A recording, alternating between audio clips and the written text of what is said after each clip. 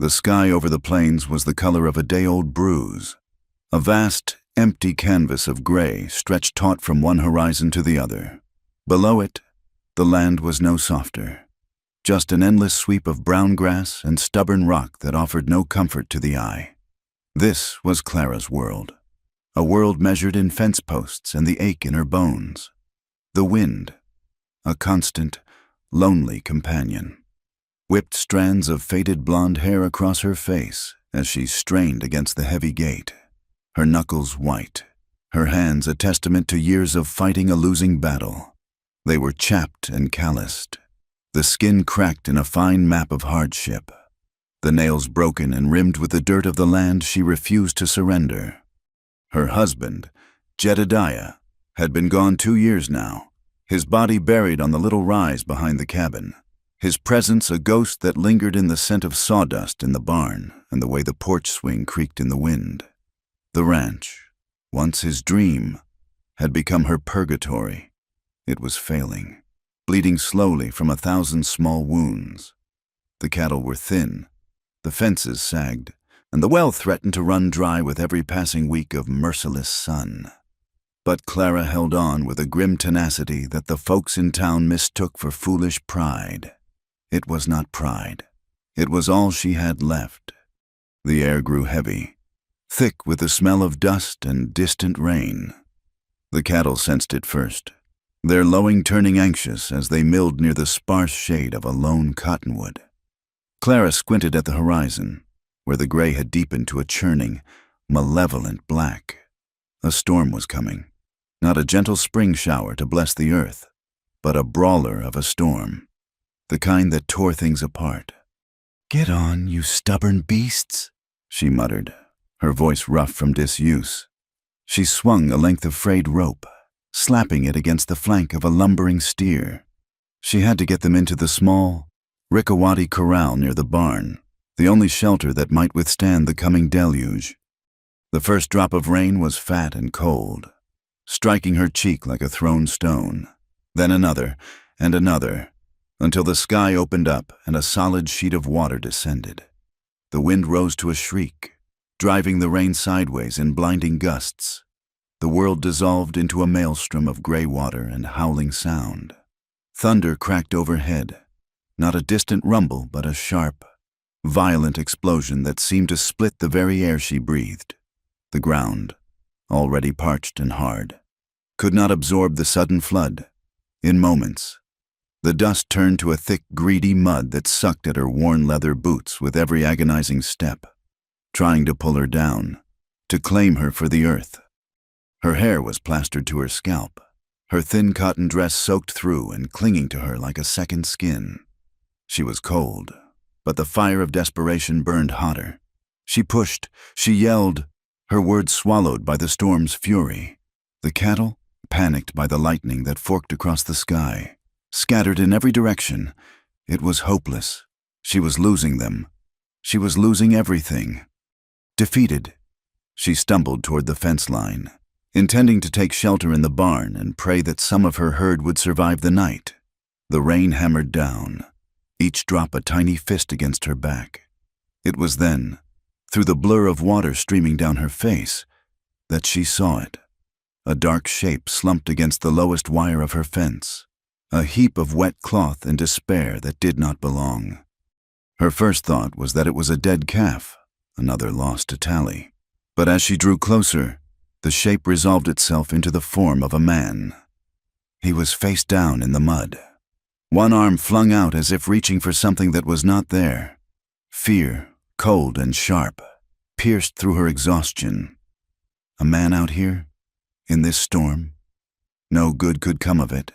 The instinct for survival, honed by years of solitude and hardship, screamed at her to turn back, to run to the safety of her cabin and bar the door.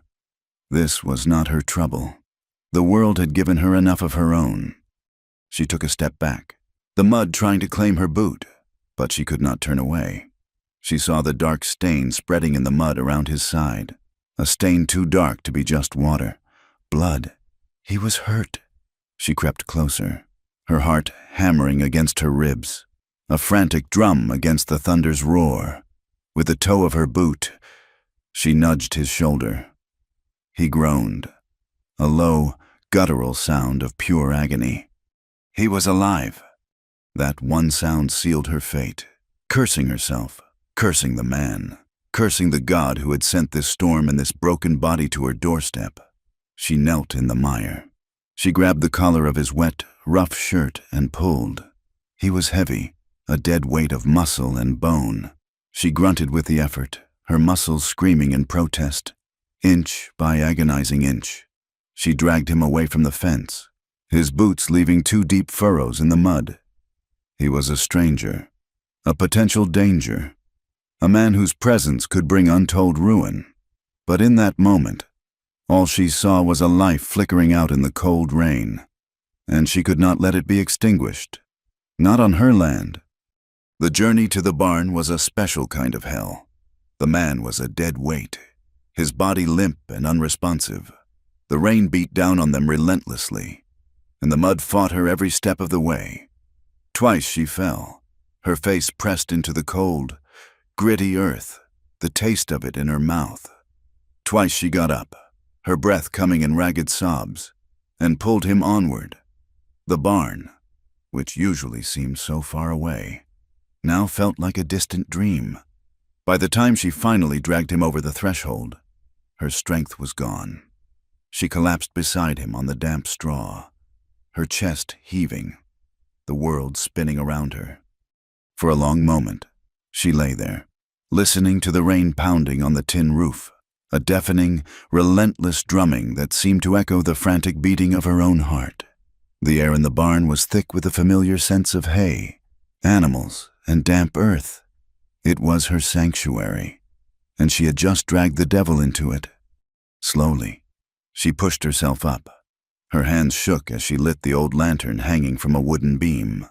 The flame sputtered to life, casting a small, flickering circle of golden light in the vast darkness of the barn.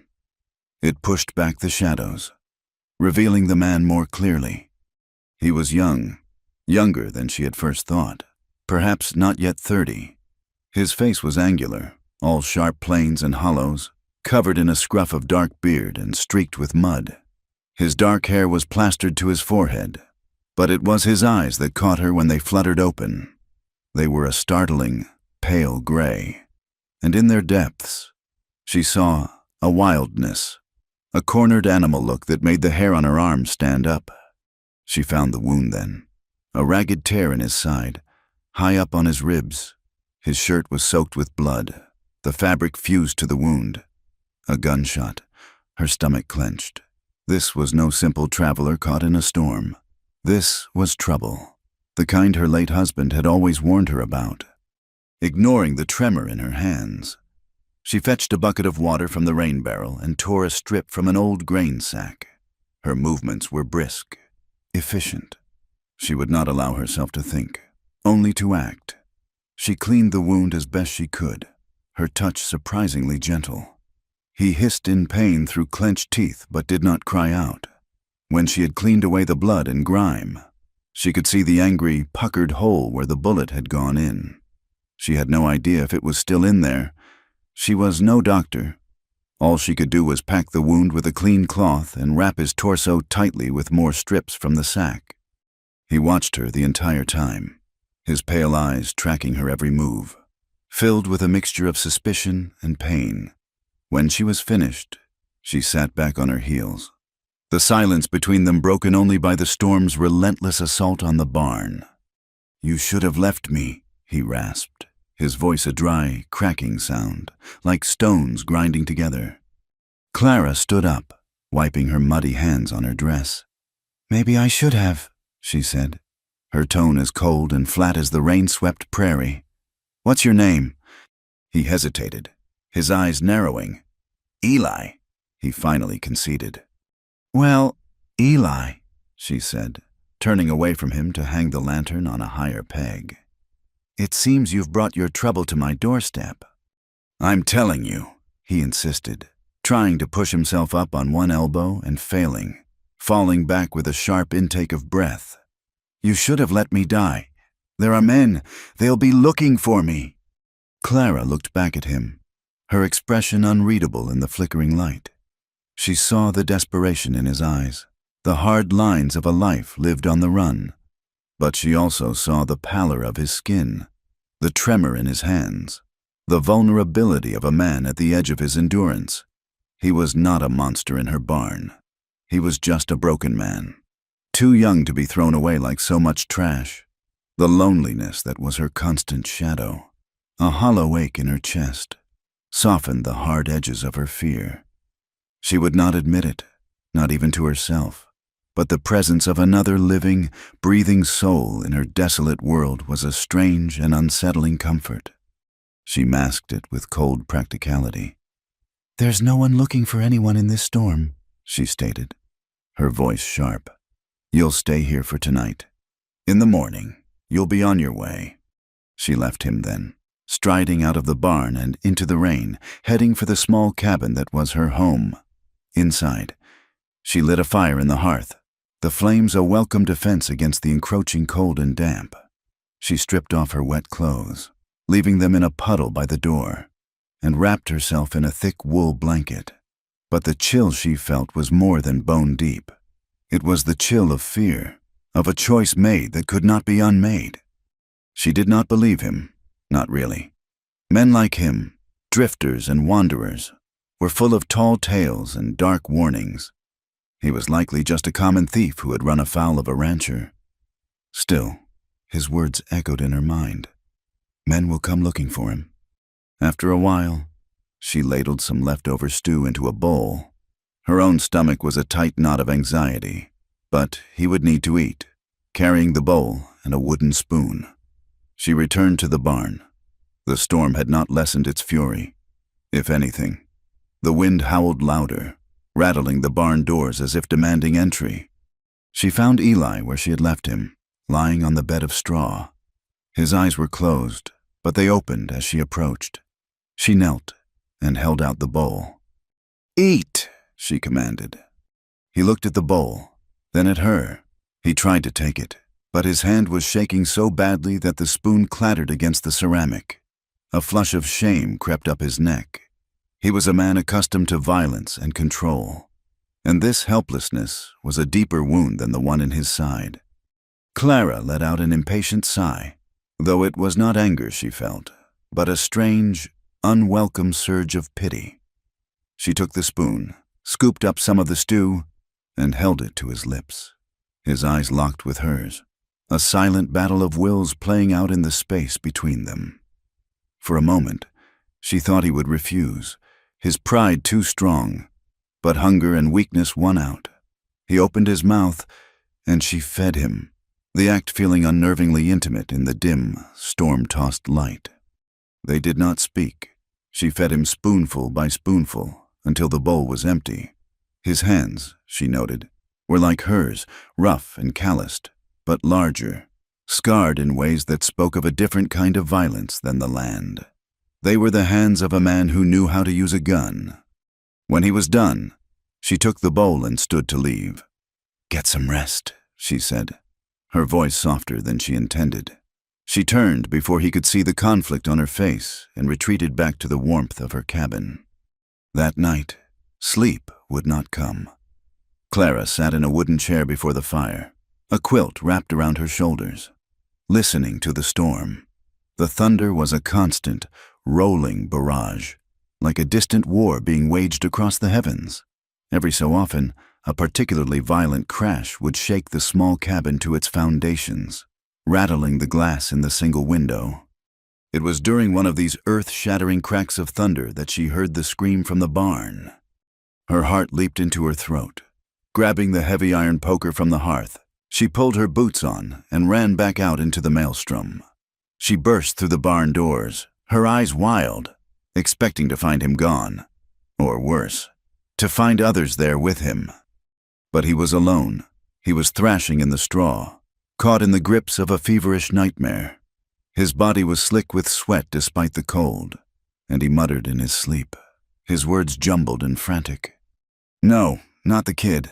Leave him be. Cale." Clara stood frozen, the poker held tight in her hand. She moved closer, drawn by a morbid curiosity. He cried out again, his voice thick with anguish. "Jessup! Damn you! The whole town! No!" The names tumbled from his lips, wrenched from the depths of his fevered mind. Cale, Jessup, names she knew. Names the whole territory knew. They were the leaders of the Black Creek Gang, a pack of ruthless outlaws who had been terrorizing towns and homesteads for the better part of a year. They robbed banks, murdered sheriffs, and burned ranches to the ground without a flicker of remorse.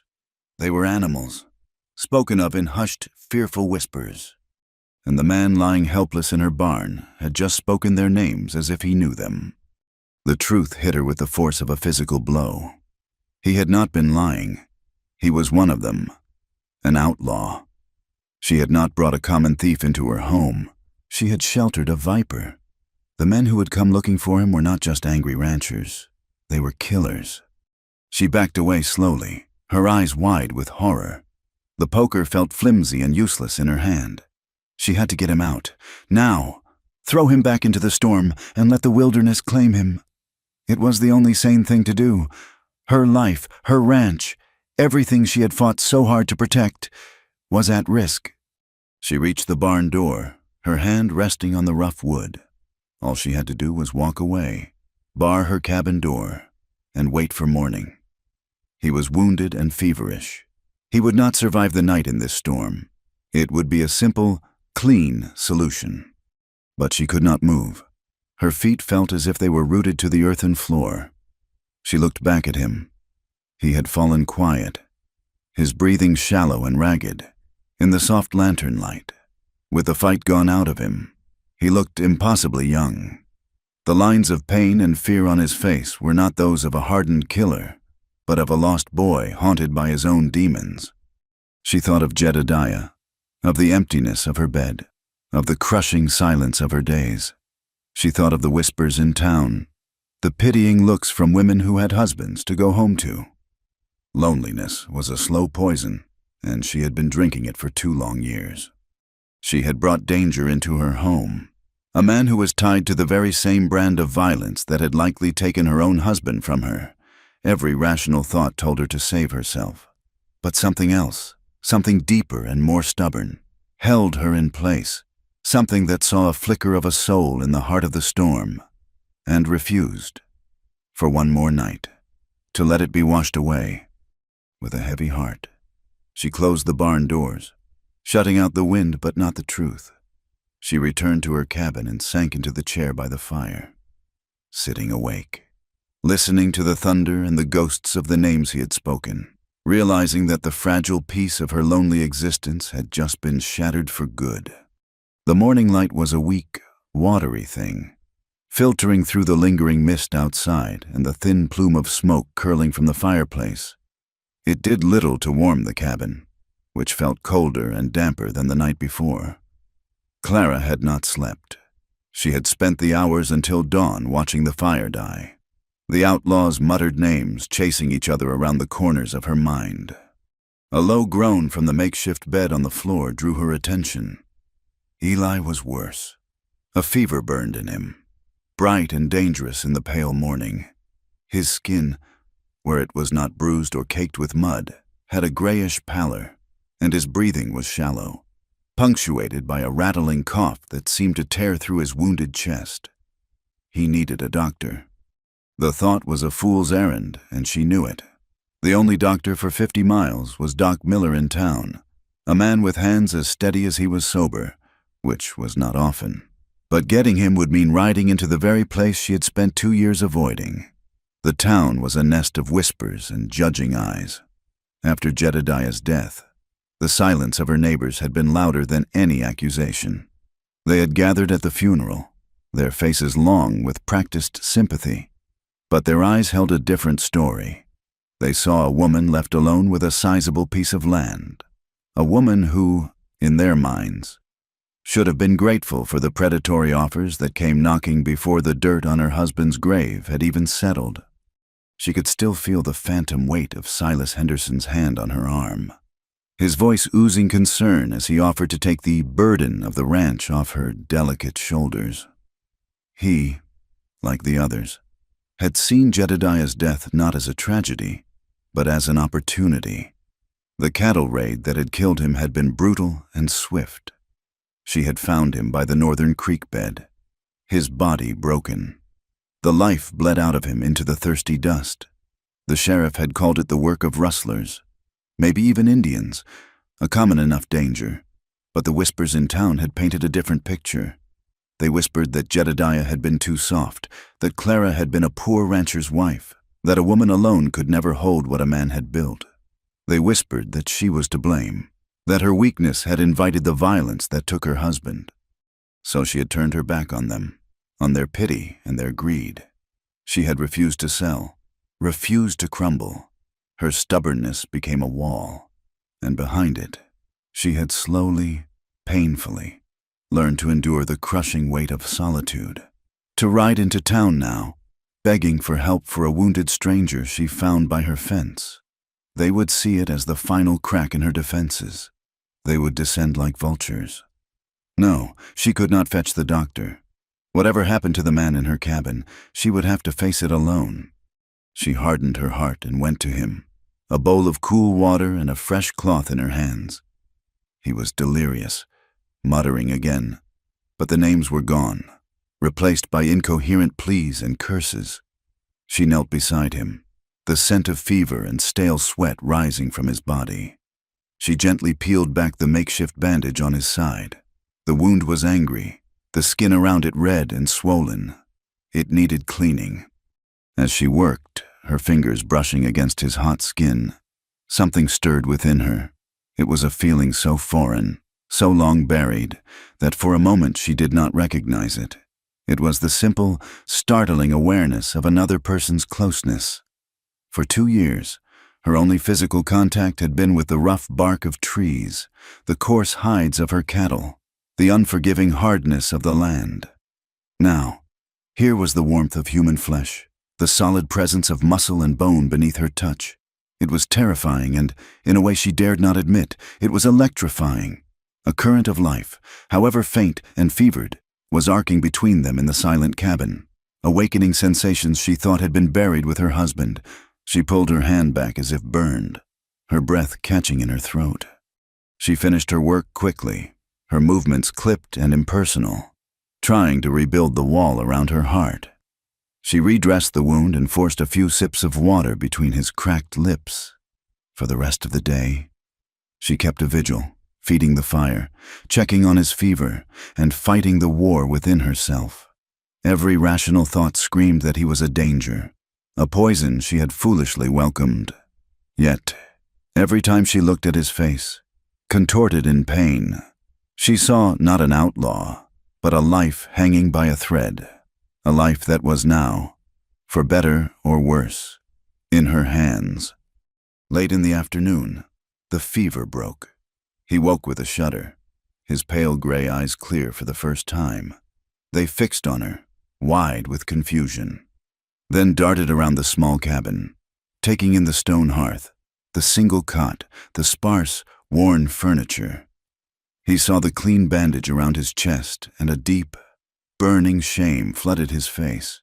He tried to sit up, a grunt of pain escaping his lips. "Where?" he started, his voice a raw whisper. "My cabin," Clara said flatly, standing across the room, her arms crossed over her chest. "You've been out of your head for a day." He looked at his hands, then back at her.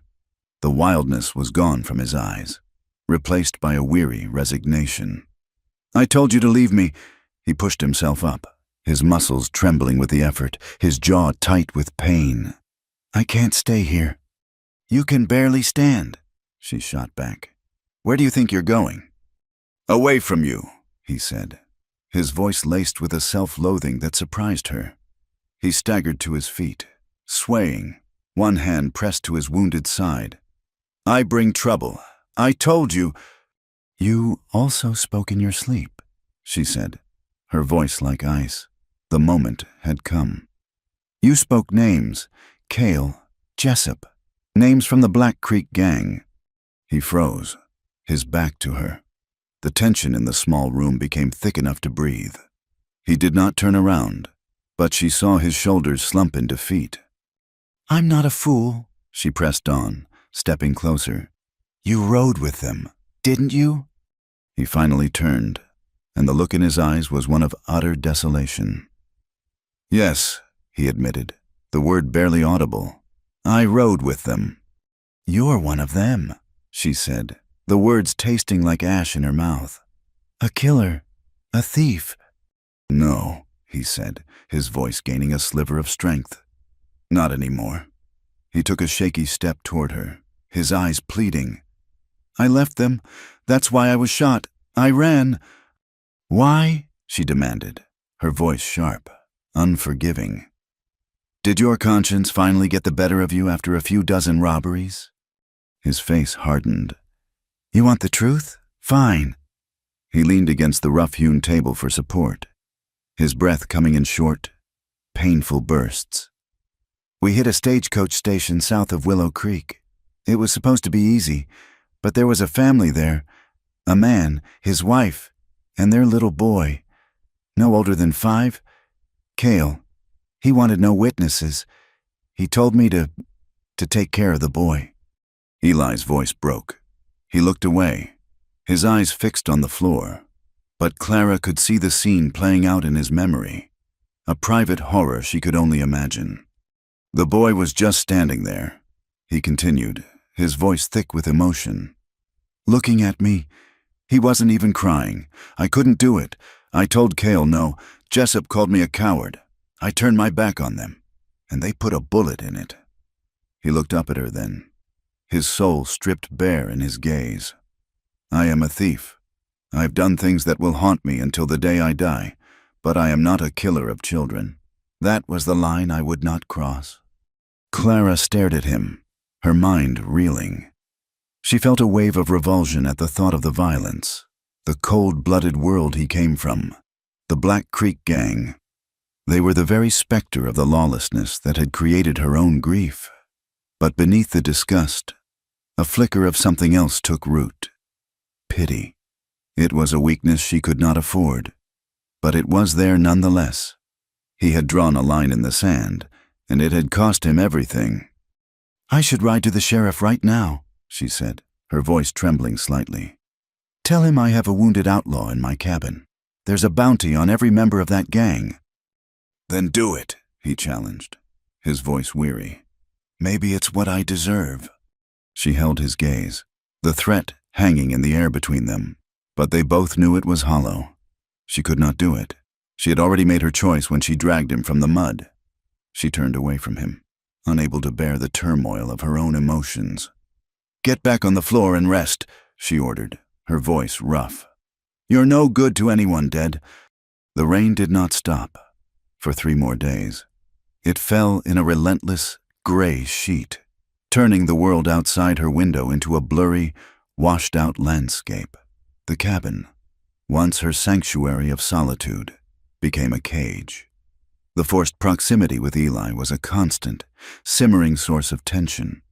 They moved around each other with a wary caution, their orbits occasionally colliding in the small space, sending sparks of unspoken energy into the air.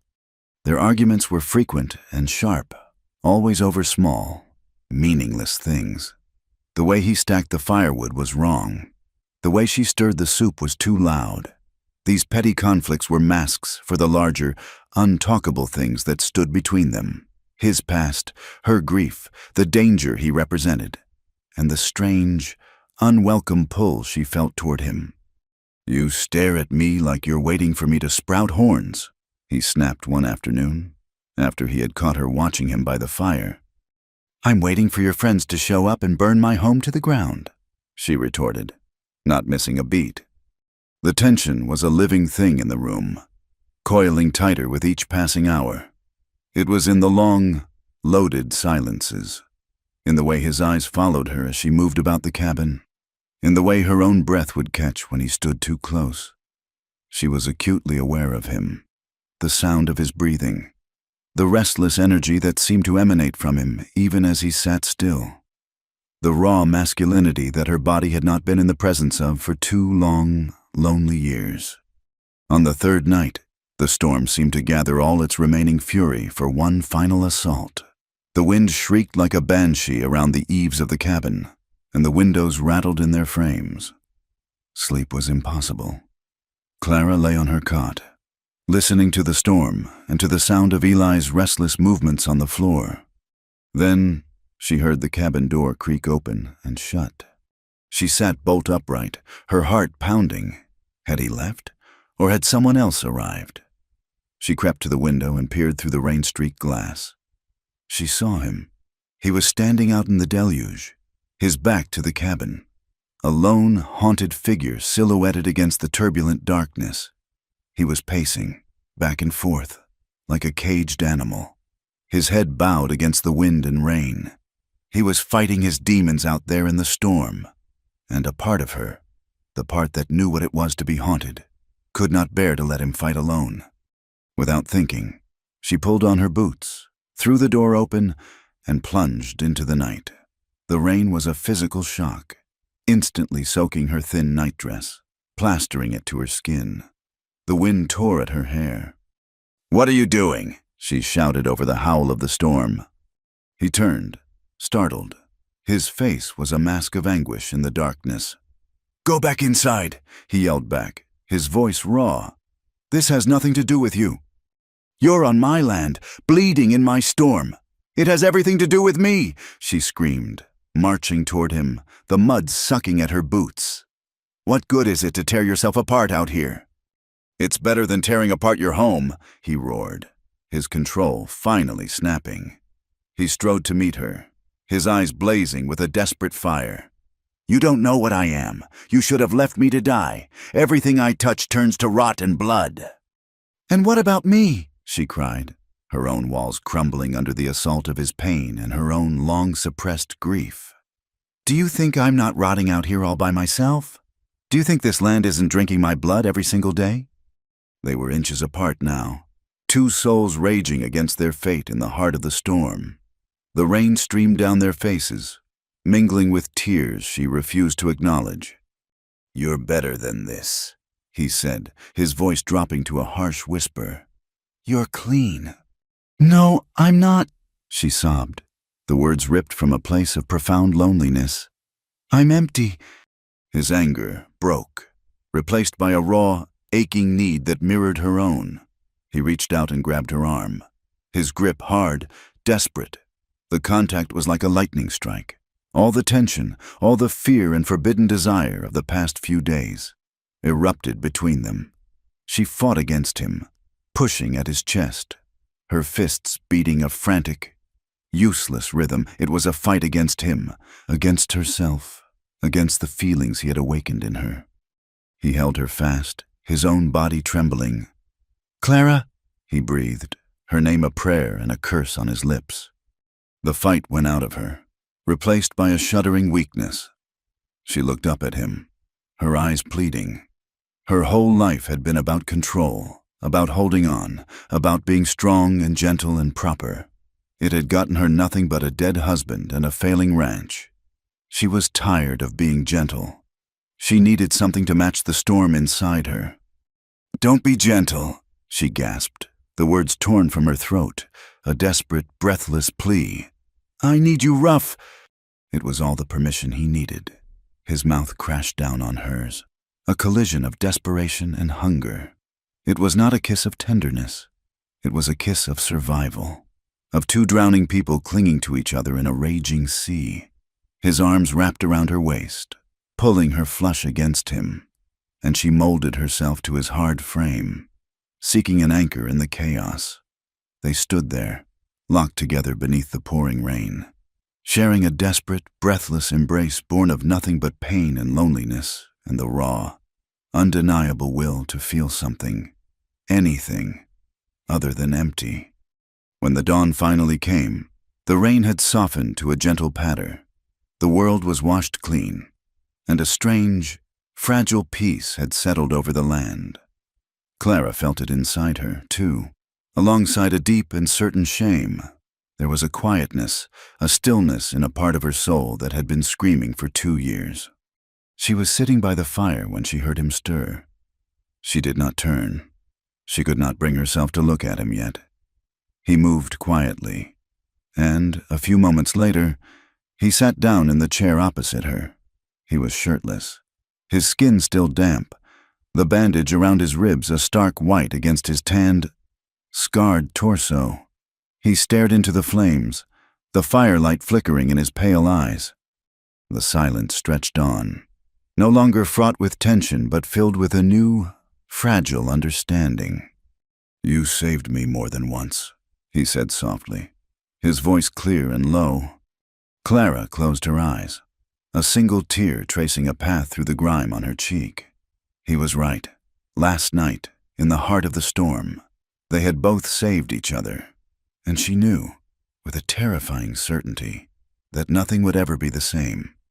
The storm passed as quietly as a thief in the night, leaving a trail of ruin in its wake. When the sun finally broke through the clouds, it illuminated a world remade by water. The land was a sodden sponge. The creek had swollen into a muddy torrent that had swallowed its banks, and the air was thick with the clean, raw scent of wet earth and broken things. Clara stood on her porch and surveyed the damage. A long section of the north fence was gone, simply washed away. The roof of the chicken coop had been torn half off, and shingles from the barn roof were scattered across the yard like fallen leaves. Of the small herd she had fought to save, she could only count 6 head huddled miserably near the barn. The rest were gone, likely miles away or drowned in the flash floods that had scoured the low-lying pastures. It was a devastating blow, one that might finally break her. Inside the cabin, a new and unsettling quiet had taken hold. The fragile intimacy forged in the storm had evaporated with the morning mist, leaving behind a heavy, awkward silence. Eli was stronger, the fever gone, but a different kind of ailment had settled upon him, a deep, brooding shame. He would not meet her eyes. Clara would not allow herself to soften. The devastation outside was a cold, hard reality that demanded action, not reflection. She had harbored an outlaw, shared a moment of desperate passion in the rain, and now she would put him to work. It was the only currency that made sense in her world. "If you expect to keep eating my food, you'll earn it," she announced, her voice brittle. She handed him Jedediah's old work shirt and a pair of trousers that were too short in the leg but would have to do. "The north fence is gone. You can start there." He took the clothes without a word, his gaze fixed on the floorboards. For a moment, she thought he might refuse, that his outlaw pride would rear its head. But he only nodded, his jaw tight. He was a prisoner here, not of bars and chains, but of his own wounded body and the debt he now owed her. And so their strange, silent partnership began. Every morning, Clara would watch from the porch, a mug of steaming coffee warming her chapped hands.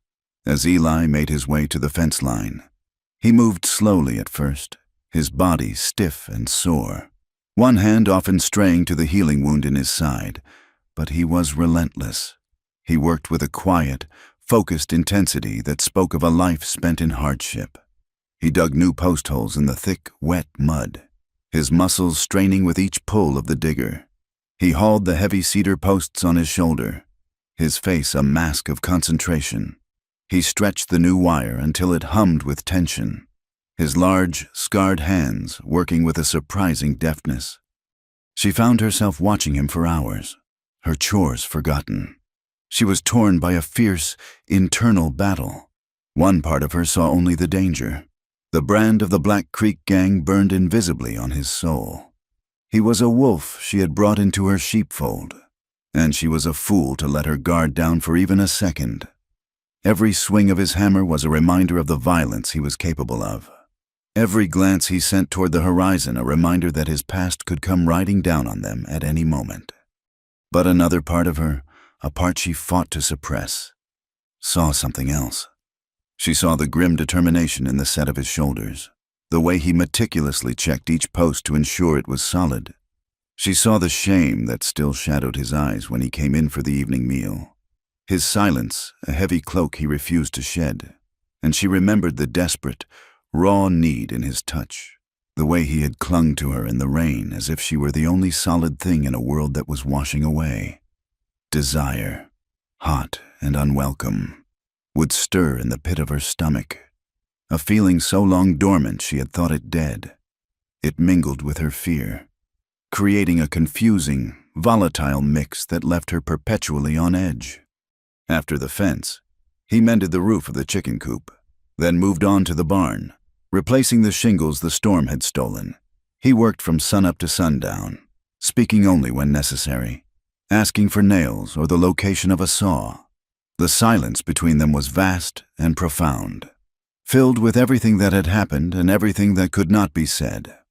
The outside world, however, would not be ignored for long. Rumors, like seeds on the wind, had begun to sprout in town. A farmer on the neighboring spread, checking his own fences, had caught a glimpse of a strange man near Clara's property, a man who did not look like he belonged. One afternoon, a week after the storm, she saw the dust cloud on the horizon long before she could make out the rider. Her heart seized in her chest. It was not the casual approach of a neighbor. It was the steady, purposeful pace of the law. Sheriff Boone was a tall, gaunt man with a drooping mustache and eyes that had seen too much.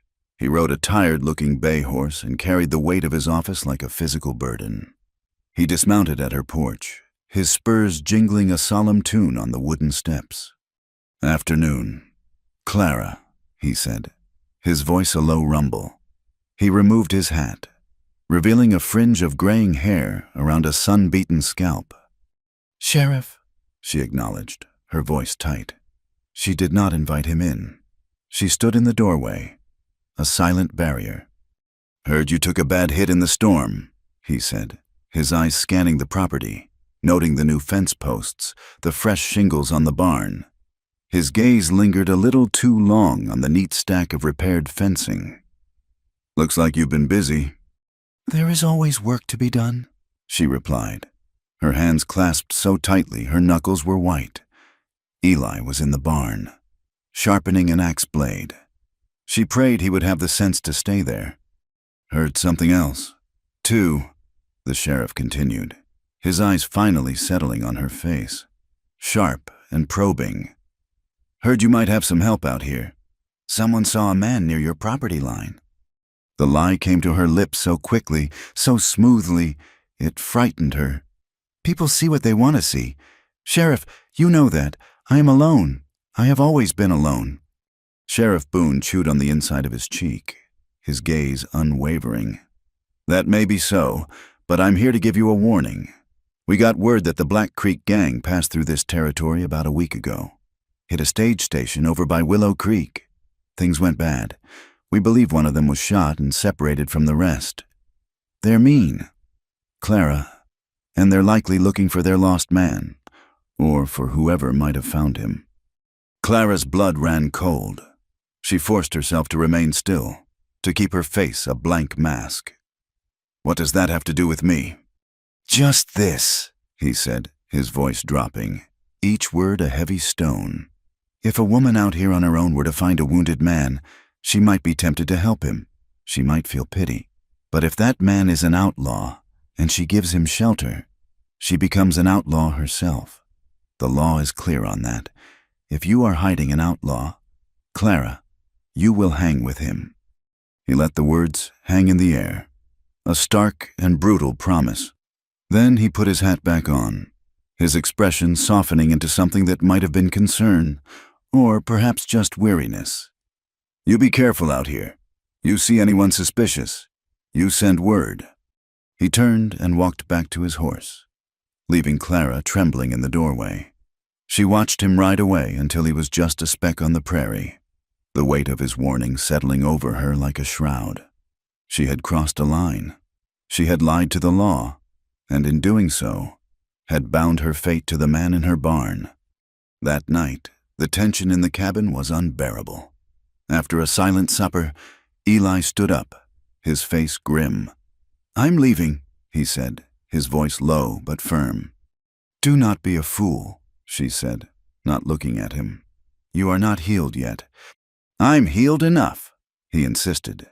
"That sheriff, He knows, or he suspects. I will not be the reason they put a rope around your neck. I will not do that to you." He grabbed the worn saddlebags he had arrived with, which contained nothing but a few meager possessions. "And where will you go?" she demanded, finally turning to face him. "Back to them? Or will you wait for the law to find you in a ditch somewhere?" "It does not matter," he said, his voice rough with an emotion she could not name. "Anywhere is better than here. I have brought you nothing but trouble." He moved toward the door, and a raw panic seized her. The thought of being alone again, truly alone in the crushing silence of the prairie, was more than she could bear. She had survived 2 years of it, but his presence, as dangerous and complicated as it was, had changed something fundamental inside her. He had filled a space she had not even realized was empty. "No," she said, her voice shaking. She moved to block the door, her small frame looking fragile but unmovable. "You cannot go." "Clara, get out of my way," he said, his voice pleading. "No." She looked up at him, her eyes shining with unshed tears. The truth, raw and painful, spilled from her lips. "Jedediah is gone. The neighbors turned their backs. The land is all I have, and it is dying. I cannot lose another person." Her confession hung in the air, a fragile, trembling thing. He stared down at her, his own conflict warring in his eyes. He saw not a stubborn rancher, but a woman drowning in loneliness, clinging to the first piece of driftwood to float by, even if it was splintered and rotten. His resolve crumbled. He let the saddlebags fall to the floor with a soft thud. He did not touch her, but his gaze was a touch, a promise, a surrender. He was staying. A fragile truce settled between them after that night. The unspoken tension gave way to a quiet companionship. The evenings, once filled with silence, now held a new rhythm. He, seeing the old, rust-pitted rifle Jedediah had kept above the mantel, offered to teach her how to properly use it. "A woman alone out here ought to know how to shoot straight," he had said, his tone practical, betraying none of the deeper meaning. So, in the fading light of dusk, he would stand behind her in the yard, his body close but not touching, his voice a low murmur in her ear as he corrected her stance, showed her how to line up the sights, how to control her breathing, and she, in turn, noticed his frustration with an old newspaper she was reading one night. She discovered he could barely read, his education cut short by a life that had no use for books. She brought out the only book she owned, her mother's old, leather-bound Bible. "It is the only way to learn," she had said softly. Night after night, by the flickering light of the fire, she would sit beside him, her finger tracing the words as she sounded them out. His brow would furrow in concentration, his rough, calloused finger following hers as he stumbled through the verses. In those quiet moments, the walls between them began to crumble. He spoke of the guilt that was his constant companion, a weight so heavy he sometimes forgot what it felt like to stand up straight. She spoke of her loneliness, a cold, hollow ache that the vastness of the prairie only amplified. They were two broken souls, finding a strange sort of comfort in the jagged edges of the other's pain. A delicate, dangerous calm began to bloom in the heart of the desolate ranch. It was shattered on a Tuesday. The sky was a brilliant, cloudless blue, and a warm breeze rustled the dry grass. Clara was on the porch, mending a shirt, while Eli was in the barn, repairing a broken harness.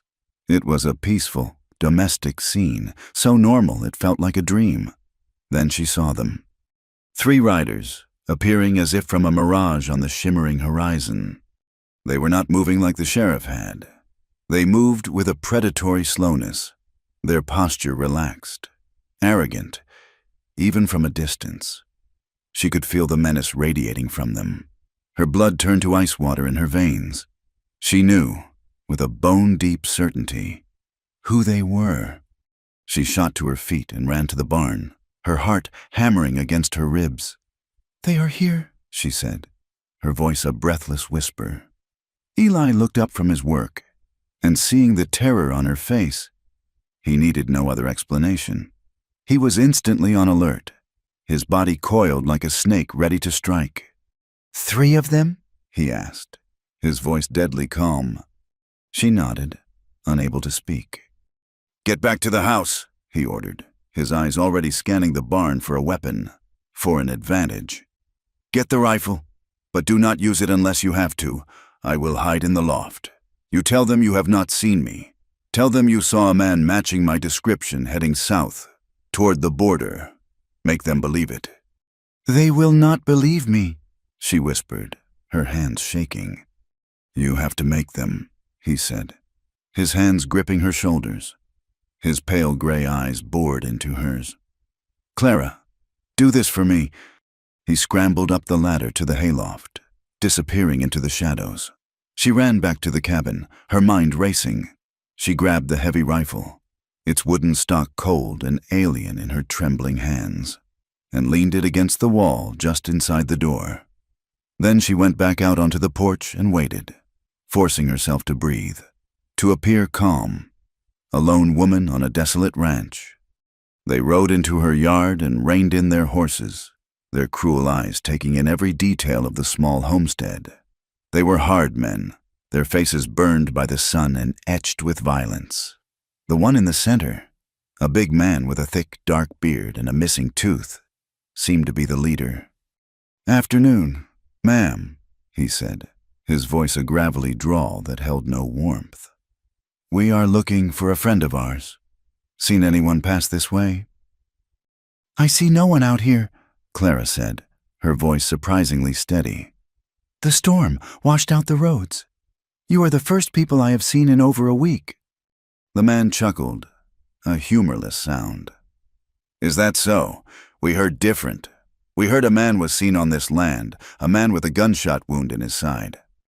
"Then you heard wrong," she said, lifting her chin. The man swung down from his horse, his boots thudding on the hard-packed earth. The other 2 remained mounted, their hands resting casually on their pistols. "My friend, he is a liar and a thief," the man said, walking slowly toward the porch. "He stole something that belongs to our boss. We aim to get it back, and him with it." He stopped at the bottom of the steps, his piggish eyes raking over her, making her feel soiled. "You sure you have not seen him? Tall fellow, dark hair, gray eyes. Looks meaner than he is." "I told you," she said, her voice shaking now. "I am alone." The man's smile was a predator's grin. He lunged up the steps and grabbed her arm, his fingers digging into her flesh like talons. "I do not like being lied to, little lady." Clara cried out in pain and fear, trying to wrench her arm free. "Let go of me! You tell us where he is, and we will leave you and your pathetic little ranch alone," he snarled, his face inches from hers, his breath foul. "You lie to us again, and we will burn this place to the ground with you inside." He shoved her hard, sending her stumbling back against the cabin wall. From the barn, in the suffocating heat of the hayloft, Eli heard her cry of pain. He had been listening, his knuckles white as he gripped an old pitchfork, his body taut with a murderous rage. He had told himself he would stay hidden, that he would let her handle it, that his presence would only make it worse. But hearing her cry out, hearing the brute threaten her, a red haze descended over his vision. He could not stand it. He could not let them hurt her. She had saved him, and he would not let her pay the price for it. The man on the porch raised a hand to strike her. The explosion of the rifle shot was deafening in the sudden stillness. The man on the porch jerked, a look of stunned surprise on his face. A dark, circular hole appeared in the center of his chest. He staggered back, his mouth opening as if to speak, but only a gurgle of blood came out. He toppled backward off the porch and landed in the dust with a sickening thud. Clara screamed. The 2 riders stared in shock, their hands flying to their guns. From the dark maw of the barn doorway, Eli emerged, Jedediah's rifle at his shoulder, smoke curling from the barrel. His face was a mask of cold fury. He worked the lever action, chambering another round with a smooth, practiced motion. It was all the riders needed to see. They were not looking for a gunfight. Terrified, they yanked their horses' heads around and spurred them into a frantic gallop, fleeing the ranch as if the devil himself were on their heels. Silence descended, thick and ringing. The only sounds were the fading hoofbeats of the fleeing horses and the buzzing of flies that were already beginning to gather. Eli lowered the rifle, his chest heaving. He looked at the body of the man he had just killed, lying in a spreading pool of dark blood. Then he looked at Clara, who was huddled against the wall, her face white with shock, her eyes wide with horror. His fate was sealed. There was no more hiding, no more running. He had brought the violence he had tried to escape directly to her doorstep. Blood now soaked the mud of her yard. And as if on cue, the sky, which had been so clear and blue just moments before, began to darken. A single, cold drop of rain struck Clara's cheek. Then another. The rain was starting again. The rain fell with a grim, steady persistence, washing the blood from the dust into thin, pinkish streams that disappeared into the thirsty earth. The dead man lay sprawled on his back, his one good eye staring up at the bruised sky with a look of vacant surprise. The world had shrunk to the rhythmic drumming of rain on the cabin roof and the frantic, ragged sound of Clara's own breathing. Shock was a cold blanket, numbing her limbs, but a fierce, desperate clarity was beginning to burn through it. "The cellar," she said, her voice a harsh croak. "Get in the cellar." Eli stood frozen, the rifle still held loosely in his hands. His knuckles white, he was staring at the body, at the life he had just extinguished. The cold fury that had propelled him from the barn had vanished, leaving behind a hollow, sickening emptiness. "Eli, now!" Clara's voice was sharp, cutting through his daze. "He will come back. The sheriff. He will see the body and he will know." The cellar was a cramped, musty hole in the ground under the main room of the cabin, accessed by a thick wooden trapdoor. It was where she stored her meager supply of root vegetables and preserved goods. It smelled of damp earth and decay. Without a word, Eli moved, his actions stiff and mechanical. He handed her the rifle and lowered himself into the darkness. Clara slid the heavy door back into place, the wood groaning in protest. She threw a dusty rag rug over it. The pattern faded, the edges frayed. It was a flimsy disguise, but it was all she had. She took a deep, shuddering breath and forced herself to think. The story had to be simple. The man and his friends had threatened her. They had left, but he had come back alone. He had tried to force his way into her home. She had been terrified. She had run inside, grabbed Jedediah's rifle, and when he came at her, she had shot him. It was self-defense. The lie felt thin and brittle in her mind. A piece of glass she was praying would not shatter under scrutiny. She spent the rest of the day in a state of high alert, every gust of wind sounding like hoofbeats, every shadow a phantom rider. The rain finally tapered off near dusk, leaving the air heavy and cool. She did not dare light a lamp. She sat in the darkness, listening for any sign of life from the cellar beneath her feet, and waited for the law to arrive. He came the next morning. Clara saw the dust of his single horse from the window, and her stomach twisted into a knot of pure dread. She smoothed her dress, tucked a loose strand of hair behind her ear, and stepped out onto the porch, schooling her features into a mask of weary resignation. Sheriff Boone dismounted, his eyes immediately falling on the body, which she had covered with a canvas sheet. He looked from the sheet to her, his expression grim and unreadable. "Clara," he said, his voice flat. "Looks like you had some trouble." "He came back," she said, her voice trembling just enough to be convincing. "After you left yesterday, the other two rode off, but he came back. He said he was going to burn me out. He tried to get in the house." She gestured with a shaking hand to the rifle leaning just inside the door. "I was scared. I shot him." The sheriff walked over to the body and pulled back the canvas. He stared down at the dead man's face for a long moment, then crouched, examining the wound. "One shot, clean through the chest. That's good shooting for a scared woman." I got lucky. she whispered, her throat dry. He stood up and looked around the yard, his gaze methodical, missing nothing. He noted the 2 sets of fresh tracks leading away from the property, now faint after the rain. "You said 2 others were with him?" Yes, they left when he did. He came back alone. "And why would he do that?" the sheriff asked, his eyes narrowing slightly. "Leave his friends just to come back and terrorize you by himself?" I do not know, Clara said, shaking her head. men like that. I do not know how they think. The lie felt weaker now, full of holes she could not seem to plug. The sheriff seemed to sense it. He walked up the porch steps, his presence large and intimidating in the small space. His eyes lingered on her, not with suspicion, but with a kind of possessive assessment that made her skin crawl.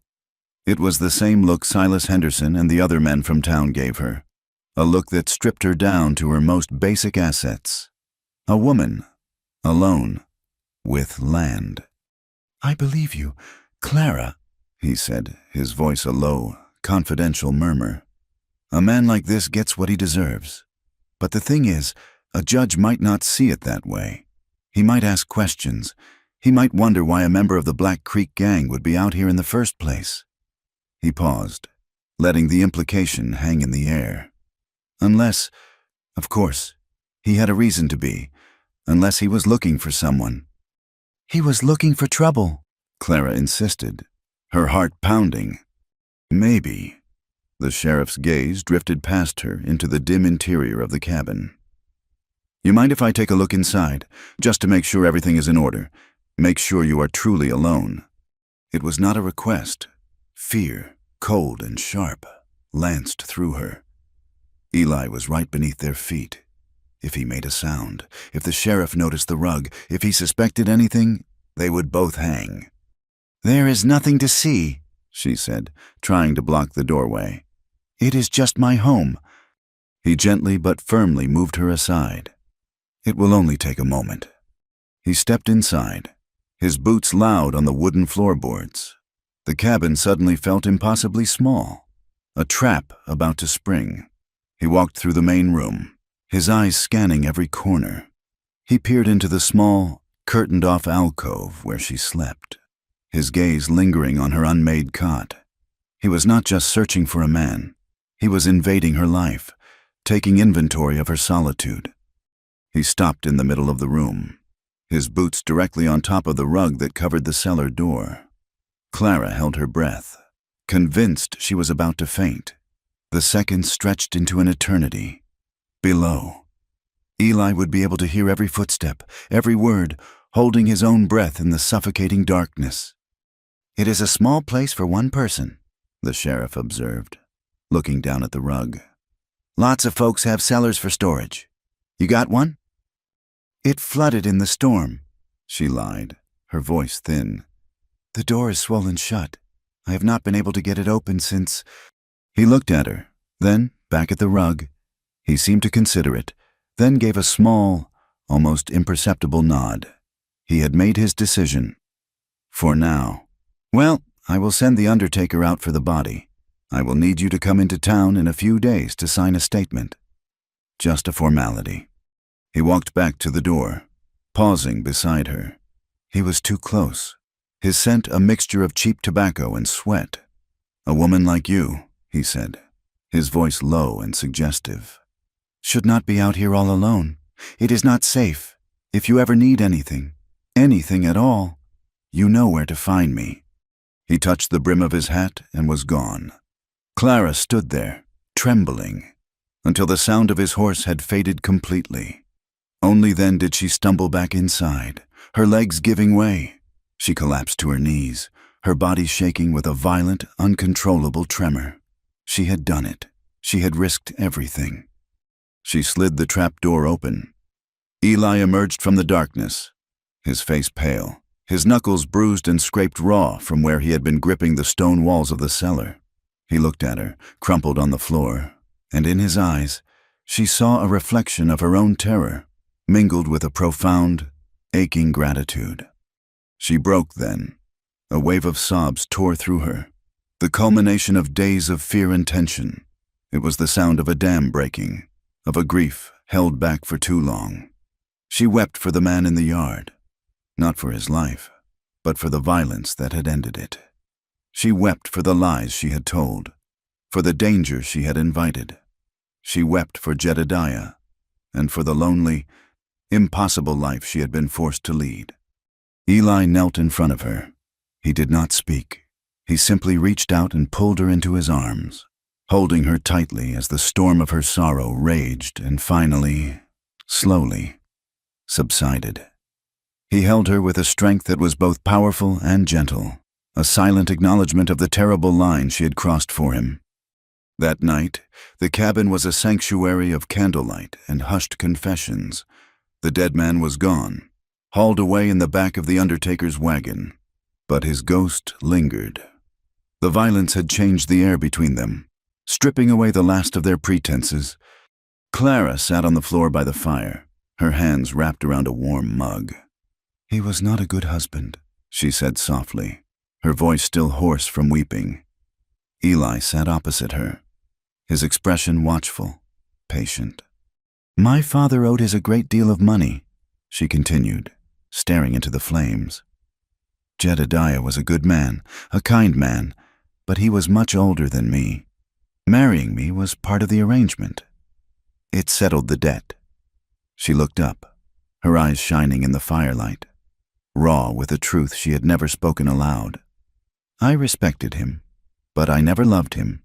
He would touch me, and I would feel nothing, just a cold, empty duty.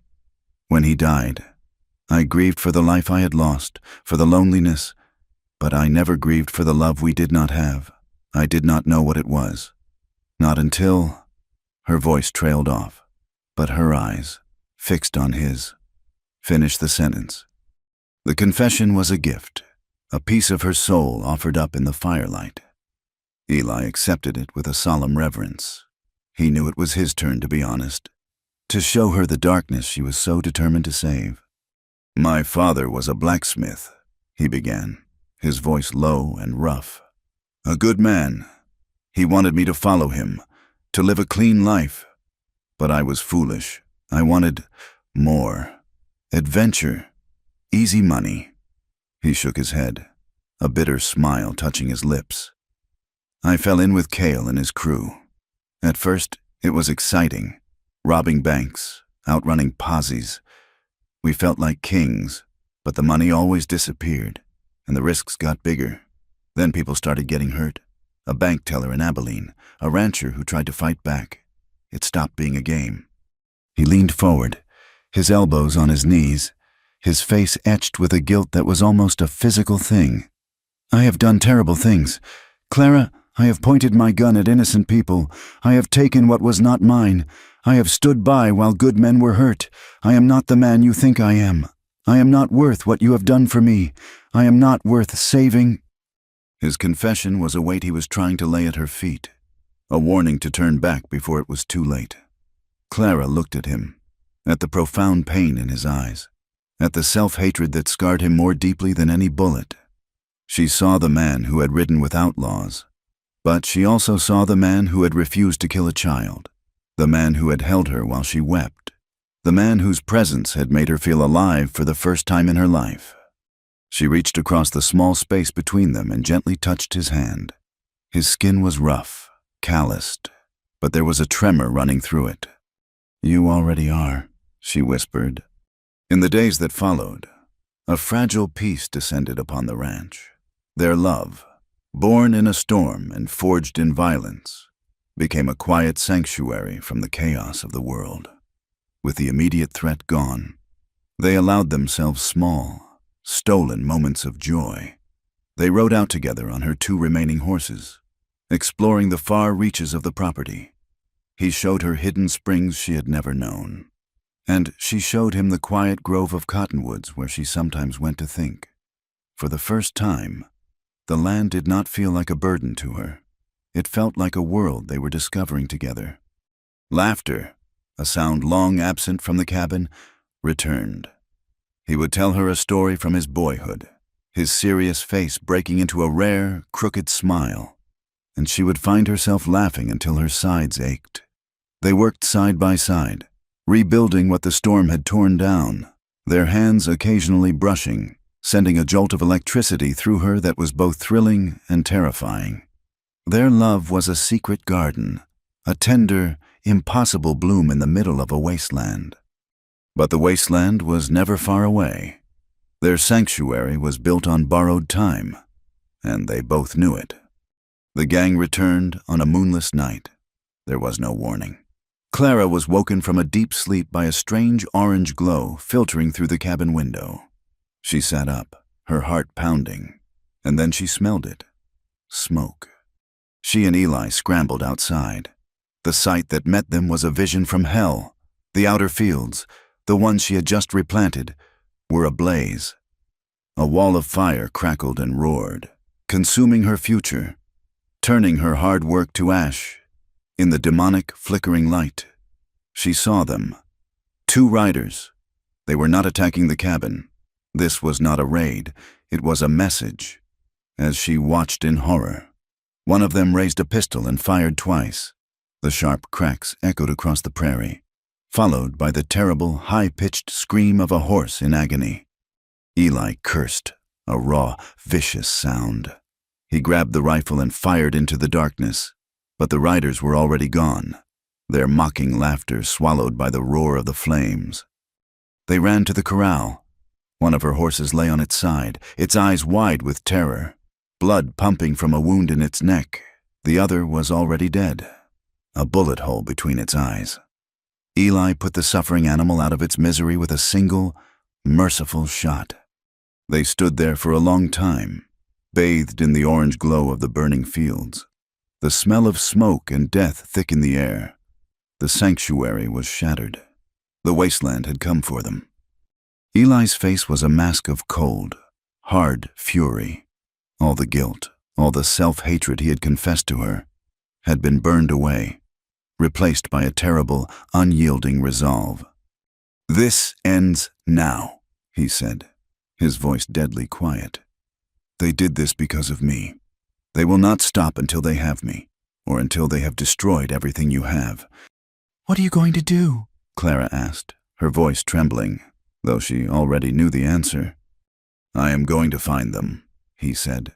"I am going to hunt them down and finish this, so they can never hurt you again." "No," she pleaded, grabbing his arm. "Eli, no, you cannot go. They will kill you." "They will kill me if I stay here," he countered, his voice softening as he looked down at her. "And they will take you down with me. I will not let that happen. I have to face them. It is the only way." "Then we will face them together," she cried, her desperation raw. "Do not leave me, please. Love is not found twice in a lifetime. Eli, I will not lose you." He pulled her into his arms, holding her tightly, his face buried in her hair. "And that is why I have to go," he whispered, his voice thick with a pain that matched her own. "Because I love you, and I will not be the reason your life is destroyed." He left before the sun rose. The eastern sky was a pale, sickly gray, streaked with the black smoke from the still smoldering fields. He took her old revolver, the one she had kept in a drawer since Jedediah's death. He would not take the rifle. She would need it to protect herself. He stood before her in the pre-dawn chill, his face a grim, shadowy silhouette. There were no more words to say. He tilted her chin up and kissed her, a final, desperate kiss that tasted of her tears and the ashes of their burned-out dreams. Then he turned and walked away, a solitary figure moving toward the dark horizon, leaving her alone in the ruins of their fragile, impossible love. The days that followed Eli's departure bled into one another, each one a copy of the last, gray and formless. The silence he left behind was a physical presence, a heavy blanket that smothered all other sounds. Clara worked from before dawn until long after dusk, driven by a restless energy that offered no peace. She moved through the chores of the ranch like a ghost, her body performing the familiar tasks while her mind was miles away, lost on a dark and bloody plain. The acrid smell of smoke clung to everything, a permanent stain in the air, a constant, nagging reminder of what she had lost and what she stood to lose.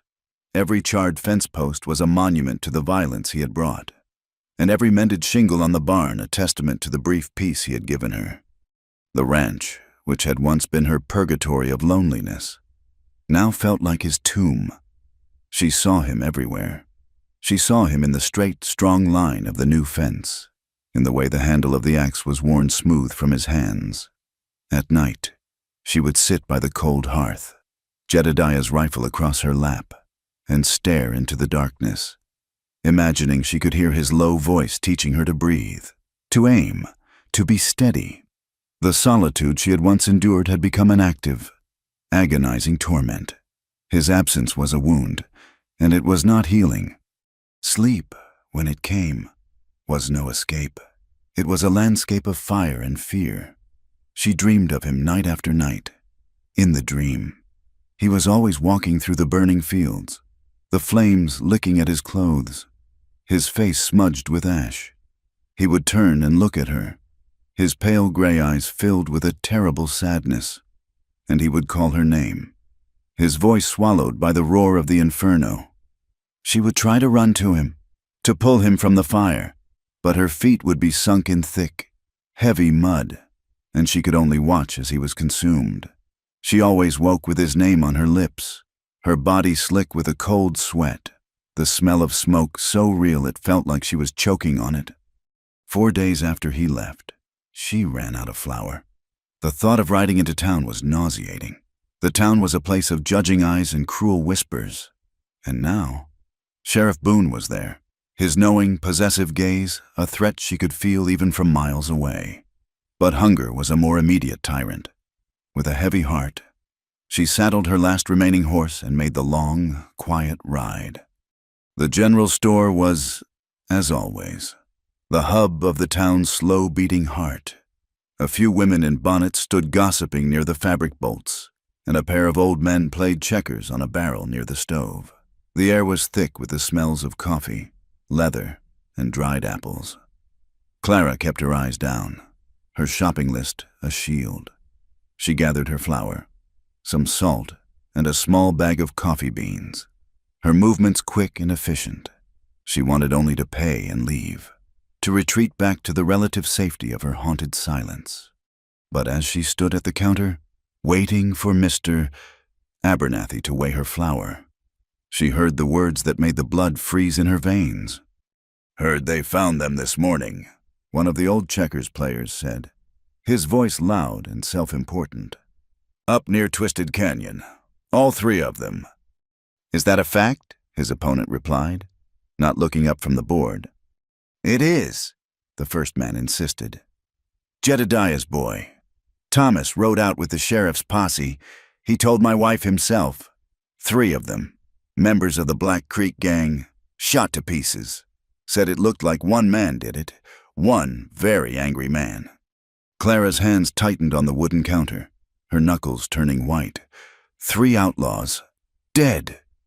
Her mind reeled. It had to be them. It had to be Eli.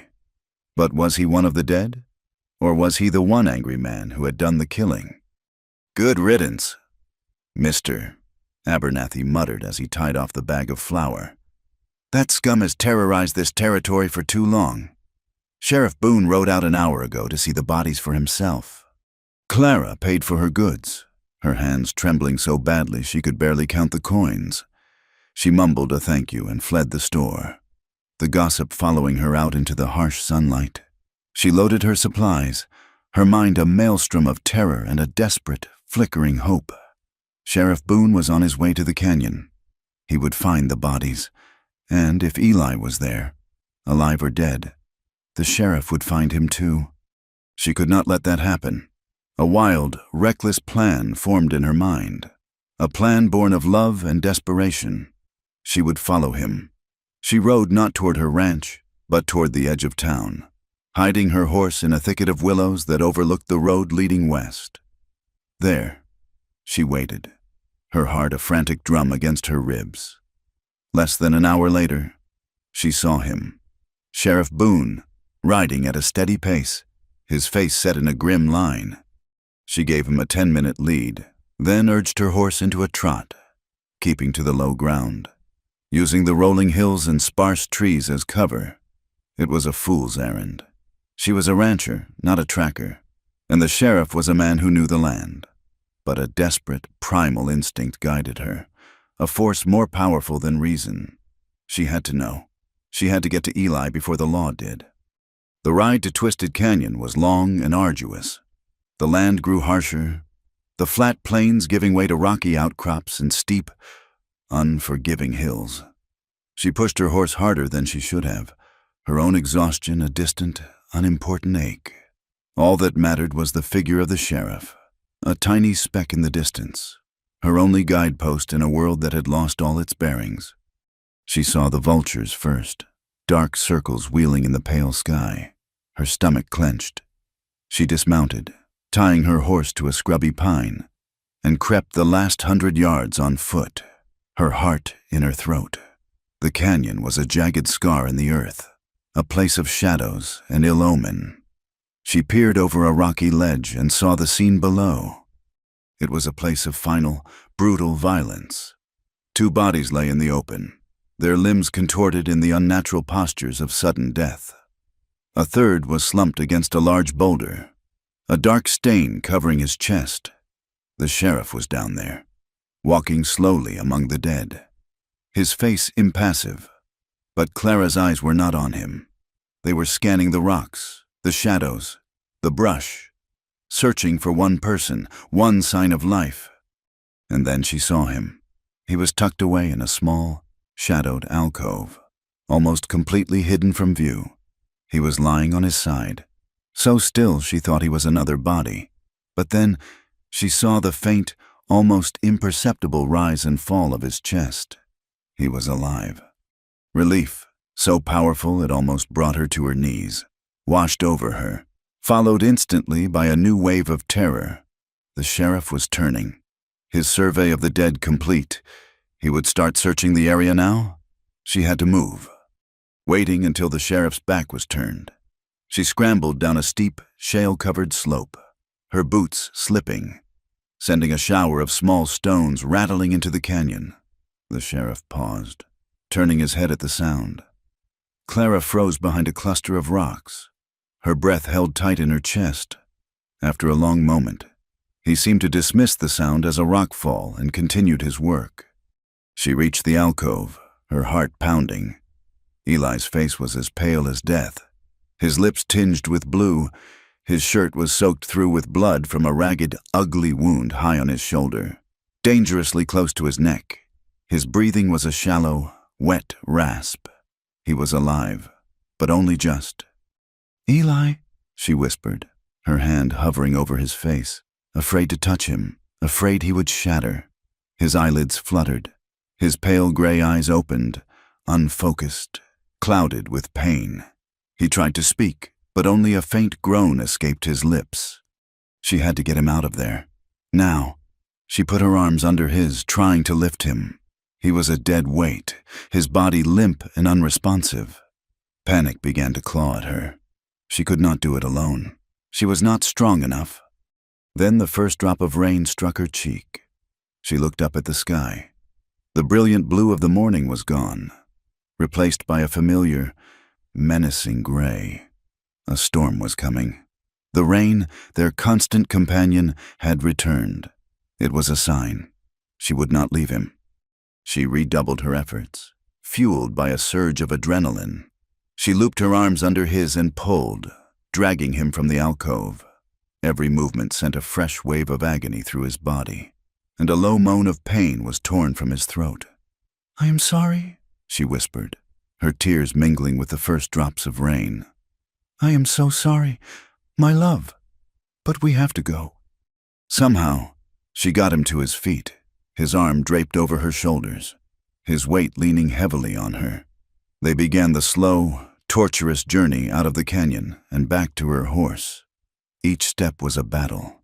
The rain began to fall harder, turning the rocky ground slick and treacherous. The sky grew dark, and a low rumble of thunder echoed in the distance. The storm mirrored the tempest in her own soul, a maelstrom of grief, hope, and sheer, bloody-minded will. He was dying in her arms, and she was carrying him through a world that seemed determined to claim them both. By the time they reached her horse, they were both soaked to the bone, and Clara was trembling with exhaustion.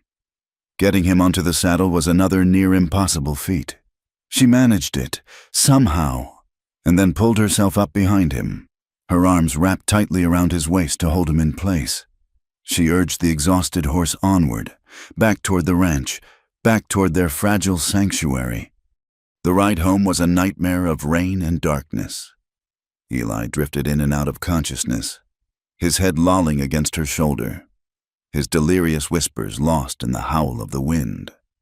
Clara held on, her body screaming with fatigue, her mind focused on one single, unwavering thought. She would not let him die. They reached the cabin just as the storm broke in its full fury. Lightning split the sky, followed by a deafening crash of thunder. She half carried, half dragged him inside, barring the door against the raging storm. She laid him on the floor by the hearth and worked with a frantic, desperate energy. She stoked the fire, stripped him of his wet, bloody clothes, and began the grim task of tending to his wound. The bullet had gone clean through, but it had torn through muscle and sinew, and he had lost a great deal of blood. She cleaned the wound as best she could with boiled water and whiskey, her hands shaking but her purpose clear. She packed it with clean cloth and bound it tightly, praying it would be enough. He thrashed on the floor, caught in the grip of a violent fever. He cried out names she did not know, ghosts from a past she could only imagine. Sometime near midnight, his eyes opened, and for a moment they were clear. He looked at her tear-streaked, mud-spattered face, at the frantic way she was working to save him. "You should have let me die clean," he whispered, his voice a dry, rattling thing. "Out there, it would have been a clean end."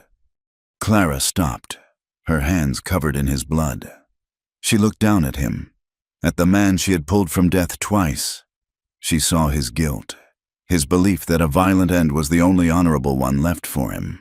Her heart broke with a love so fierce it felt like anger. "No," she said, her voice low and trembling with a power she did not know she possessed. "There is nothing clean about dying alone in the dirt. I will not let you—" A deafening crash of thunder shook the cabin, so close it felt as if the sky had split open directly overhead. It was followed by a frantic pounding on the door. Clara froze, her blood turning to ice. "Clara, open up! This is Sheriff Boone!" The world stopped. She looked from the door to Eli, helpless on the floor, and back again. There were no more lies to tell. The truth was here, bleeding on her floorboards. Slowly, as if in a trance, she rose and unbarred the door. Sheriff Boone stood on the porch, flanked by 2 deputies, their faces grim in the flickering lantern light, rain dripping from the brims of their hats. The sheriff's eyes went past her, into the cabin, and settled on the wounded man by the fire. A slow, grimly triumphant look settled on his face. He had known. He had suspected all along. "So," the sheriff said, his voice cold, "this is the man who was seen on your land." "He was hurt," Clara pleaded, her voice breaking. "I found him. He needs a doctor." "He is a wanted man." "Clara," the sheriff said, pushing past her into the cabin. "He is a member of the Black Creek gang, and now he is a murderer 3 times over." He looked down at Eli, who was struggling to push himself up, his eyes blazing with a defiant hatred. "Eli Kane, you are under arrest for robbery and murder." The deputies moved in, their movements rough and efficient. They hauled Eli to his feet. He cried out as they grabbed his wounded shoulder, but he did not resist. "No!" Clara screamed, throwing herself in front of them. "You cannot take him! He is dying!" "Get her out of the way," the sheriff ordered. One of the deputies grabbed her arm and shoved her aside. She stumbled, falling to her knees in the mud and rain of the open doorway. They dragged him out of the cabin, his bare feet sinking into the mud. He looked back at her, his face a mask of agony and despair. Their eyes locked for one last, heart-wrenching moment. "I will wait for you," she whispered, the words a desperate, hopeless vow. "I will wait." They threw him over a horse like a sack of grain. As they prepared to ride off, the sheriff turned back to her, his face hard in the stormy light. "Do not waste your time, Clara," he said, his voice laced with a cold satisfaction. "He will hang for his crimes. That is a promise." Clara looked up at him from her place on the ground, her dress soaked, her face streaked with mud and tears. The broken, grieving woman was gone, replaced by someone forged in fire and loss, someone with nothing left to lose and therefore nothing left to fear. "Then I will stand beneath the rope if I must," she answered, her voice clear and steady in the raging storm. He stared at her for a moment, then turned and rode away, disappearing with his deputies and his prisoner into the rain-swept darkness. Clara remained on her knees in the mud, the cold seeping into her bones. Long after they were gone, the rain fell, washing the tears from her face, but it could not wash away the desolation in her soul. Suddenly, a brilliant, blinding flash of white light split the night, followed an instant later by a sound like the world cracking in two. Lightning! It struck the massive, ancient cottonwood tree that stood beside the barn. The tree exploded in a shower of sparks and splinters. A heavy, burning limb crashed down onto the barn roof. Within seconds, the dry, hay-filled barn was an inferno. Flames, orange and red, leaped into the night sky, their roar joining the chorus of the storm. For a moment, Clara was paralyzed by this final, cruel blow. The universe itself seemed determined to strip her of everything. But then, something inside her, a stubborn, resilient core of pure will, took over. She scrambled to her feet and ran, not away from the fire, but toward it. She wrenched open the doors of the small, attached stable, choking on the thick, black smoke. Her horse, the last living thing she had to care for, was inside, screaming in terror. She grabbed its bridle, her voice a soothing murmur against its panic, and let it out into the rain, away from the collapsing, burning structure. She stood in the downpour, the horse trembling beside her, and watched her husband's barn, the place where she had first saved Eli, burned to the ground. She did not cry. Her tears had been washed away by the rain, and all that was left was the smoke, stinging her eyes, and the cold, hard certainty of the promise she had made. The weeks that followed were a study in desolation. The blackened skeleton of the barn stood as a grim monument against the sky, and the smell of ash was a ghost that never left. The silence of the ranch was absolute, a crushing weight that pressed down on Clara day and night. She moved through the motions of survival, her body a machine, her soul a hollowed-out cavern where echoes of his voice and the memory of his touch were the only inhabitants. The law had a long memory, and the town had a short one. Eli Kane, the outlaw, was to be the centerpiece of their justice, a spectacle to remind them of the thin line between civilization and the wild. His hanging was set for the end of the month. Clara knew what she had to do. The ranch, the land that had been her prison and her sanctuary, was no longer her own. It belonged to a life that was over, with a heart as heavy and hard as stone. She rode to the neighboring property and sold her last 6 head of cattle and the horse she had saved from the fire to Silas Henderson. She did not flinch at the greedy, triumphant look in his eyes as he counted out the money. The coins were cold and heavy in her hand, the price of her past and the down payment on a desperate, impossible future. The morning of the execution dawned gray and weeping.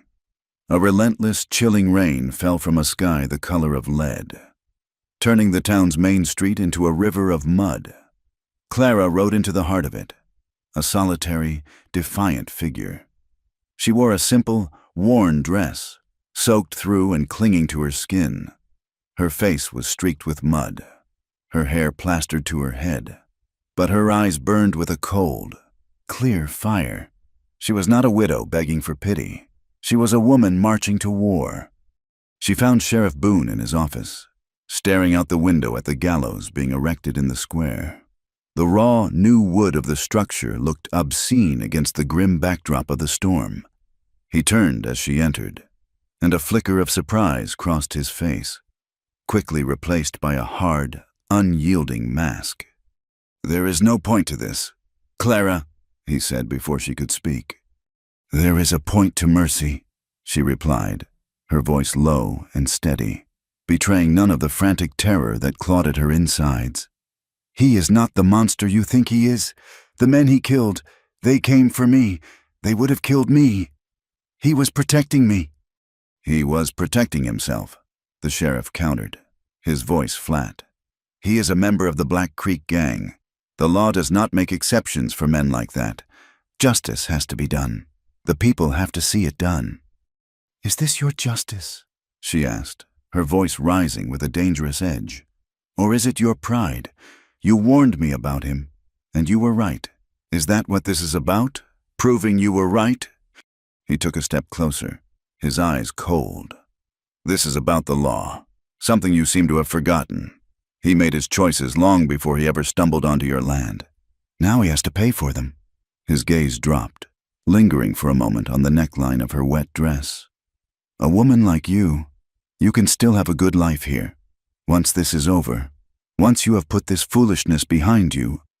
The quiet suggestion in his voice, the hint of a future in which he might feature, turned her stomach. She saw then that there was no mercy in him, only a rigid order and a quiet, possessive desire. The law was his shield, and he would not lower it for anyone. Defeated. She turned and walked out of his office, leaving him to his righteous certainty. The jail was a cold, damp place that smelled of stale sweat and despair. A deputy with dull eyes led her to the end of a short corridor and stopped before a cell.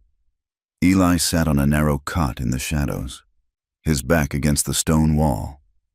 He was thinner, his face gaunt and bruised, but when he looked up and saw her, a light flickered in his pale gray eyes, a light she thought had been extinguished for good. He rose and came to the bars, his movements stiff. They had treated his wound, but she could see the pain he was in. "Clara," he whispered, his voice rough, "you should not be here." "There is nowhere else I would be," she said, her hands gripping the cold iron bars that separated them. "Go home," he pleaded, his voice thick with a desperate urgency. "Forget you ever saw me. You have a chance to live. Do not waste your soul on a dead man." She reached through the bars, her fingers finding his. His hand was cold, but his grip was strong. She brought his hand to her cheek, closing her eyes, memorizing the rough, calloused feel of his skin against hers. "You do not understand," she whispered, her voice breaking. "I am not wasting it." She opened her eyes, her gaze locking with his, a vow passing between them that was more sacred than any spoken in a church. "I have already given it to you." The morning of the hanging was a theater of storms. The thunderclouds that had been gathering for days now boiled overhead, a dark, churning sea of gray and black. The gallows stood in the center of the town square, a stark and hungry silhouette. A crowd had gathered despite the rain, their faces a pale, upturned sea of morbid curiosity. They huddled under the awnings of the stores, their silence punctuated by the rumble of distant thunder. Clara stood among them, near the back, a simple farmer's wife lost in the crowd, but beneath her wet shawl. Her hand was wrapped around the cold, heavy steel of the pistol she had bought with Silas Henderson's money. They brought Eli out just after 9 o'clock. He walked with his head held high, his hands bound in front of him. He did not look like a cowering criminal. He looked like a man who had made his peace with his fate. He scanned the crowd, his eyes searching, and when he found her, a small, sad smile touched his lips. It was a goodbye, a final acknowledgement of the love that had cost him everything. He climbed the 13 steps of the gallows. The preacher read a final prayer, his words lost in a sudden gust of wind. The sheriff placed the black hood over Eli's head, then settled the thick, coarse rope around his neck. "Do you have any final words?" the sheriff asked, his voice booming over the restless crowd. "From beneath the hood," Eli's voice came, clear and strong, a final act of defiance against the world that had condemned him. "She taught me to live clean," he said, his voice ringing with a conviction that silenced the square. "I would die for her." Before the shock of his words could fully register, before the hangman could spring the trap, a gunshot cracked through the air, sharp and loud, a sound distinct from the rolling thunder. All heads turned. The hangman's rope, a foot above Eli's head, exploded in a spray of splintered hemp. It fell away, severed and useless. Chaos erupted. The crowd screamed and surged backward. The deputies on the platform stared in stunned disbelief. Eli, reacting on pure instinct, tore the hood from his head. He saw Clara, standing on a crate behind the blacksmith's shop, a smoking pistol in her hand. Her face was a mask of pure, unwavering resolve. "Now!" she screamed. He leaped from the gallows platform, landing hard in the thick mud below. The fall sent a jarring shock through his body, but he scrambled to his feet. Clara was already running, pulling the reins of a powerful-looking horse she had tied nearby. She fired the pistol again, into the air this time, scattering the crowd and giving them the cover they needed. She reached him, extending a hand, and he swung up behind her, his arms wrapping around her waist, holding on as if she were the only thing left in the world. She spurred the horse, and it lunged forward, plowing through the terrified crowd and out of the town square. A posse was already forming, men shouting, grabbing rifles. The law was only seconds behind them as they galloped out of town, leaving the swinging, empty noose behind them, and plunged headlong into the heart of the storm. Their flight was a frantic, desperate prayer against the elements. They rode into a world of wind and water. The plains transformed into a treacherous, flooded sea of mud. The posse's gunshots were faint pops behind them, quickly swallowed by the roar of the thunder. Lightning forked across the sky, illuminating their faces in brief, stark flashes, faces etched with terror, determination, and a wild, desperate love. The horse, a powerful beast, strained beneath their combined weight, its hooves sucking at the mire, its breath coming in great, heaving clouds. They rode until the horse could run no more, until the weak gray light of dawn began to seep into the eastern sky. Before them lay the river, no longer a gentle creek, but a churning brown monster, swollen with the night's rain, tearing at its banks. There was no bridge, no crossing. The sounds of the posse were closer now, a faint but persistent baying in the distance. They had no choice. Clara urged the horse into the raging current. The animal fought bravely, but the force of the water was too great. It was swept off its feet, its terrified cry swallowed by the roar of the river. The current tore them apart, ripping Eli from the saddle. Clara screamed his name, letting go of the reins, reaching for him as she too was pulled under. They were tossed and tumbled in the cold, violent water, their lungs burning, the world a blur of brown water and gray sky. They were thrown against the far bank, gasping, half-drowned, clinging to the muddy earth as if it were the last solid thing in creation. The horse was gone, swept downstream. They were alive, but they were stranded, their only means of escape, lost to the flood. Eli coughed up a lungful of river water, his body shaking with cold and exhaustion. He looked at her bruised face and her fierce, loyal eyes. He was a dead man. His name was known, his face was wanted. Staying with him meant only one end for her. "Go!" he gasped, his voice a raw whisper. "Clara, please, leave me. Run. They will be looking for me. Not you." You can hide. You can still live. She crawled to him through the mud, her body aching, her heart a raw, open wound. She shook her head, her wet hair clinging to her face. She looked at this man she had pulled from the mud, from the law, from the grave. He was her storm, her sanctuary, her damnation, and her salvation. The thought of a life without him was a thought of a world without air to breathe. "No," she said, her voice quiet but absolute. "They will have to find us together. I would rather die beside you today than live another day without you." He pulled her close, his arms wrapping around her, and they clung to each other on the muddy riverbank. Two half-drowned souls who had fought the world and, for now, had won. As the fury of the storm finally began to soften, the rain lessening to a quiet, mournful drizzle, they found a place of refuge. On a small hill overlooking the plains stood the ruin of a small church. Its roof was long gone, and its stone walls were covered in a verdant layer of moss. But it was shelter. Inside, protected from the wind, they found a large, broken wooden cross, fallen from its place but still intact, leaning against the far wall. They sank to the floor before it, their bodies battered, their spirits utterly spent. They were shivering, torn, and trembling, but they were alive, and they were together. He tilted her face up to his thumb gently wiping the mud from her cheek. There were no words left to say. Everything had been said in the thunder, in the rain, in the desperate flight for their lives.